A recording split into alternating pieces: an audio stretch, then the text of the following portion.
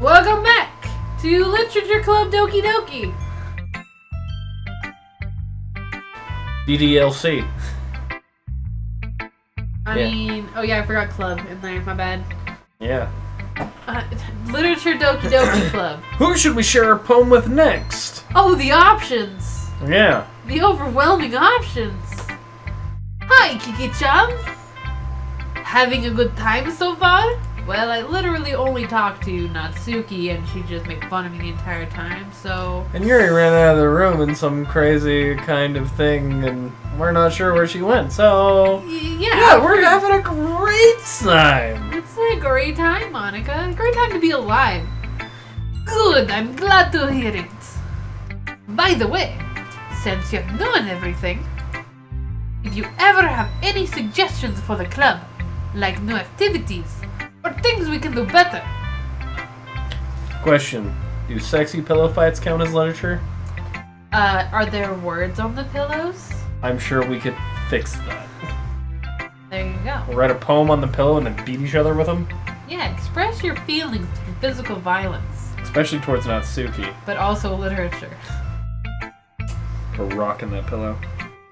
You said there's a pillow in that pillowcase. It's just oranges. I'm always listening. Don't be afraid to bring things up, okay? Alright, I'll keep that in mind. Of course I'll be afraid to bring things up. But I'll keep it in mind. I'm much better off just going with the flow until I'm more settled in. Anyway, want to share your poem with me? It's kind of embarrassing, but I guess I have to. This poem is shit. Don't worry, Kiki-chan. I won't tell anyone you wrote this. We're all embarrassed a little bit today for you, you know? I'm sorry. Sad. But it's sort of barrier that we all learn to get past soon. Yeah, that's true. I hand Monica my poem. Great job, Kiki-chan. I was going, oh, in my head while reading it. It's really metaphorical. I'm not sure why, but I didn't expect you to go for something so deep. Especially when it started with boop. I know. I guess I underestimated you. I thought you were shallow, and that you only joined the club for hot women. Well... It's easiest for me to keep everyone's expectations low. I'll remember that for our next poem. That way, it always counts when I put in some effort. That's not very fair. Well, I guess it worked anyway. I did think you were a piece of shit. You know... mean, she did think we were just gonna run away the next day, so... That's true. You know that Yuri likes this kind of writing, right? Writing no, full not of at all. imagery and symbolism. Sometimes I feel like Yuri's mind is totally detached from reality. I don't remember you saying that before. Pretty sure she didn't. I don't mean it like it's a bad thing though. But sometimes I get the serial killer impression, and that she's totally given up on people being alive. Yeah, I don't remember her saying that either. Not especially the alive part. I'm sorry. Ad-libbing is so fun in this game. It really is. She spends so much of her time in her own head. It's probably a much more interesting place for her. But that's why she gets so happy when you treat her with a lot of kindness. I don't think she's used to being indulged like that. Yeah, I don't remember a lot of this. She must be really starved for social interaction, so don't blame her for coming on a little strongly, especially to someone like you. Like earlier. I think if she gets too stimulated, she ends up withdrawing and looking for alone time. Suddenly, the door opens. Yuri! I'm back. Did I miss anything? Not really. We were just talking about your psychosis and mental breakdown. We all started sharing our own poems with each other. Oh, you didn't wait for me? Already? I'm sorry for being late. I was just taking my medication. No need to apologize. It's very important you take those pills. We still have plenty of time, so I'm more glad that you took all the time that you needed. Alright. Thanks, Manoka. I suppose I should go get my poem now. Anyway, do you want to read my poem now? Don't worry, I'm not very good either. You sound pretty confident for someone who claims to not be very good. Oh, well, that's because I have to sound confident. Do you? Yeah, so mother beats me. We talked about this. Oh yeah. That doesn't mean I always feel that way, you know? I see. Well, let's read it then. Hole in the wall. But he wasn't looking at me. Confused, I frantically glanced around my surroundings, but my burned eyes no longer see color. Are there others in this room? Are they talking? Or are they simply poems on a flat sheet of paper? That sound of frantic scrawling playing tricks on my ears. The room begins to crinkle, closing in on me. The air I breathe dissipates before it reaches my lungs. I panic. There must be a way out. It's not right here. He is right there. Swallowing my fears, I brandish my pen. Oh wait, I panic. There must be a way out. Yeah, that was not the poem from before. That was not the hole in the wall poem, because we were making jokes about how she literally had a hole in the wall, and this one, and like there was just somebody looking through it, but that's actually... But this says he wasn't looking at me. This is like part 2 of Hole in the Wall. Hole in the Wall part 2. You should take the first hole in the wall and just put them side by side. Like, give people a second to read them. Hole in wall. It couldn't have been me. See the direction that sparkle protrudes? A noisy neighbor? An angry boyfriend? I'll never know. I wasn't home. I peer inside for a clue.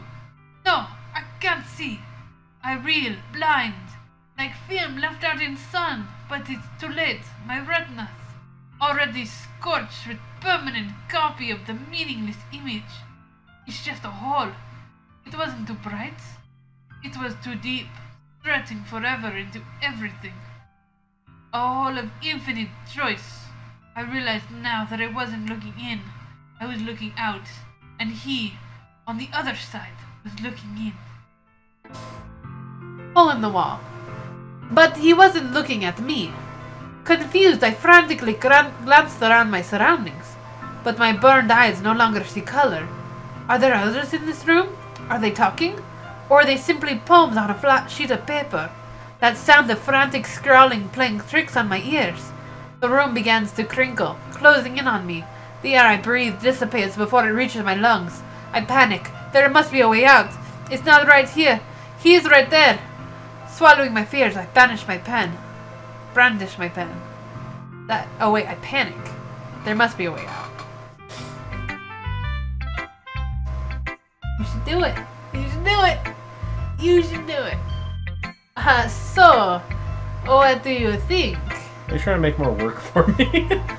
It sounds like it's the second half of a poem. Probably is. It's very freeform, if that's what you call it. Sorry, I'm not really the right person to ask for feedback. It's okay. Yeah, this style has gotten pretty popular nowadays. That is, a lot of poems have been putting emphasis on the timing between words and lines. When people perform out loud, it can be really powerful. What was the inspiration behind this one? I was having a panic attack. Have you ever heard of, what's the sleep disorder? You can't move. Sleep paralysis. Sleep paralysis, yes. I'm not sure how to put it. I fell asleep at my desk, and then I woke up and I couldn't move, and there was this guy. I guess you could say I had some kind of epiphany recently. It's been influencing my poems a bit. An epiphany? Yeah, something like that.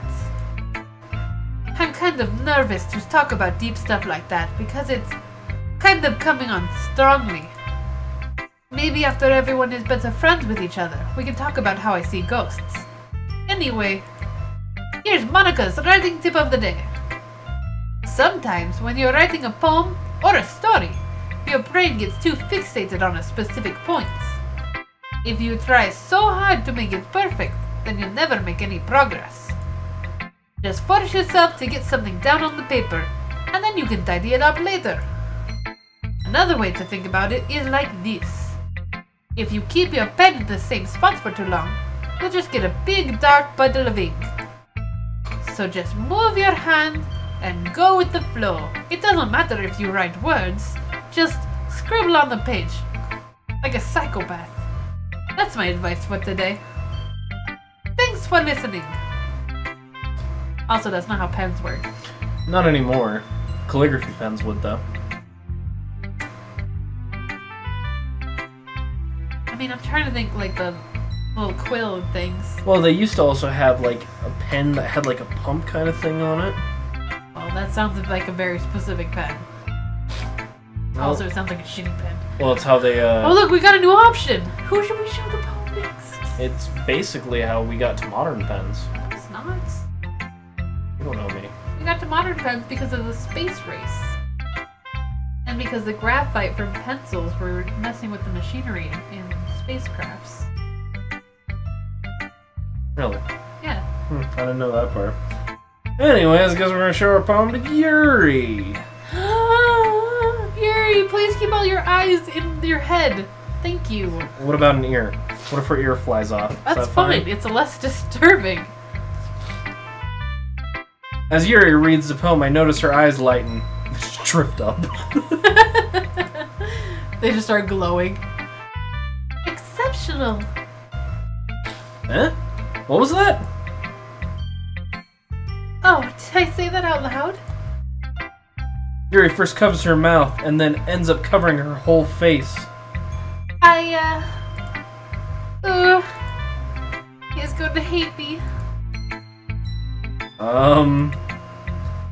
You really didn't do anything wrong, Yuri.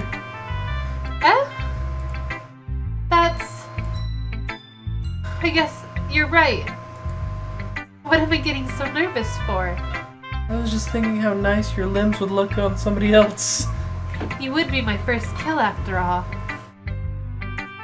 At least for a human.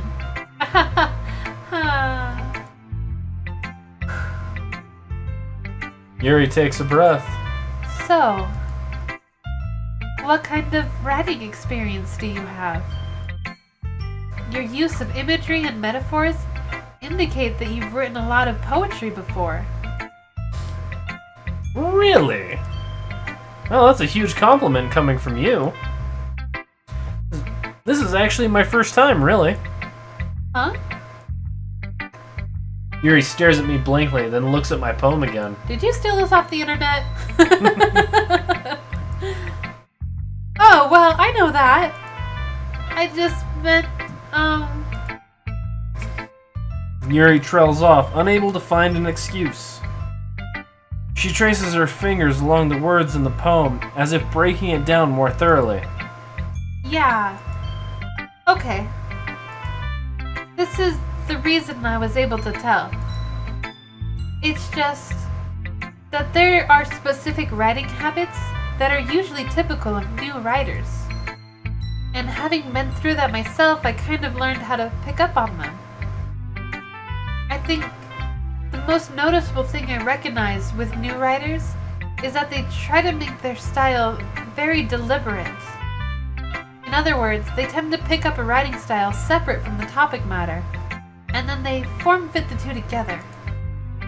The end result is that both the style and the expressiveness are weakened. Once Yuri finds her train of thought, it's as if her demeanor totally changes. Her stammering is completely gone, and she sounds like an expert. Of course, that's not something you can be blamed for. There are so many different skills and techniques that go into writing even a simple poem.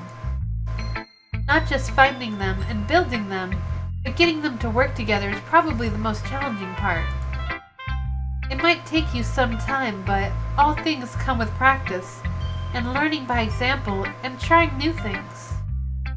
I also hope that everyone in the club gives you valuable feedback. Natsuki can be a little bit biased, though. Biased how? Oh, well, never mind. I shouldn't really be talking about people like that. Sorry. It's fine. I'm not sure if Yuri is apologizing to herself, to me, or to Natsuki. Do you mind if I read your poem now? Oh, please do. I wonder if hers is going to be different. Maybe. I'd love to share my thought process behind it. Yuri smiles dreamily, as if that's a rare opportunity for her. Which itself is kind of funny. After all, isn't this supposed to be a literature club? They just started. Ghost under the light. The tendrils of my hair illuminate beneath the amber glow, bathing. This must be the one. No, it must be this one. The last remaining streetlight to have withstood the test of time. The last yet to be replaced by the sickening blue-green hue of the future. I bathe, calm, breathing air of the present, but living in the past. The light flickers. I flicker back. That's the same. Yeah, that one's the same, definitely. It's still really good, though. I like that one. I'm sorry I have such terrible handwriting. What? I wasn't thinking that at all. But you took such a long time to read it. It was only like 7 lines. Well, I just don't read script very often. I actually think your handwriting is pretty. That's a relief. Also, I liked the poem. Even though it's short, it was really descriptive. It wasn't too short. I usually write longer poems, but I didn't want to scare you. Not at all. I'm really... I'm really glad that you liked it. Alright, guys. We'll pick back up on this in the next episode. We'll finish out the day and probably go write another poem. See what other madness happens. Yay! Okay, bye! Bye.